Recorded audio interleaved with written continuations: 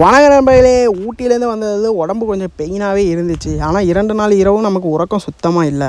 என்ன பண்ணுறதுன்ட்டு நாள் நைட்டு படுத்து தூங்கி காலையில் லேட்டாக தான் எழுந்திரிச்சேன். சரி, அதை தள்ளி விடுங்க, அன்றைக்கி லீவாக போட்டாச்சு. நமக்கு உடற்பயிற்சியும் சரி எல்லாத்துக்கும் சரி. அதுக்கு அடுத்த நாள் காலைல ஏர்லியாகவே ஏஞ்சிட்டேன். ஏஞ்சி ரன்னிங் ஸ்டார்ட் பண்ண நம்ம லொக்கேஷன் வந்து ரன்னிங் ஸ்டார்ட் பண்ணிட்டேன். சத்தியமாக நண்பர்களே, நம்ம உடற்பயிற்சி பண்ணுற அன்றைக்கி நம்ம மைண்டு பக்கா ஃப்ரெஷ்ஷாக இருக்குது. ஆனால் அதுக்கு அடுத்த நாள் சோம்பேறி ஆகிடுது. திரும்பி எழுந்திரிச்சு மைண்ட் திருப்பி ரன்னிங் பண்ணால் தான் ஃப்ரெஷ்ஷாகவே ஆகுது.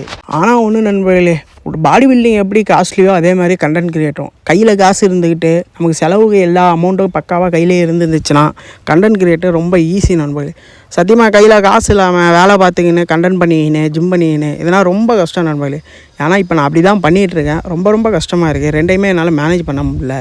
என்ன பண்ணுறது, எதனா பண்ணியே ஆகணும், எதனா கழிச்சே ஆகணுங்கிற வெறி. அதனால தான் நண்பர்களே பண்ணிக்கிட்டு இருக்கேன். சரி, அதை விடுங்க. ரூமுக்கு வந்த நண்பர்களே, நம்ம ரூமில் புதுசாக ஃப்ரிட்ஜு வந்திருக்கு. ஜாலி தான். இனிமேல் ஜில் தண்ணி தான் குடிப்பேன்.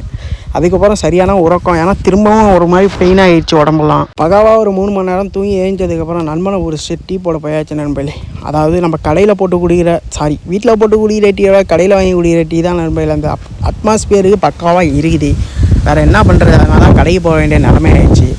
ரூமுக்கு வந்ததுக்கப்புறம் சப்பாத்தி மத்தியான உணவை போட்டு முடிச்சதுக்கப்புறம் திரும்பி ஈவினிங் நண்பர்களே தம்பியை பிடிச்சிட்டு போயிட்டு ஒரு ஃபில்டர் கருப்பு காப்பி குடித்தேன். அது அற்புதமாக இருந்துச்சு. ஆனால் சரியான கசப்பு. அதுதான் நமக்கு குடித்த மாதிரி ஃபீல் ஆகும். அதேபோல் என்ன நண்பர்களே, கொஞ்சம் நேரம் அப்படி இப்படின்னு ஓட்டின்னு பூமர் மாதிரி பண்ணிகிட்டு இருந்தேன். டைம் ஓட்டிகிட்டு இருந்தேன் நண்பர்களே. அதான் வேறு ஒன்றும் இல்லை.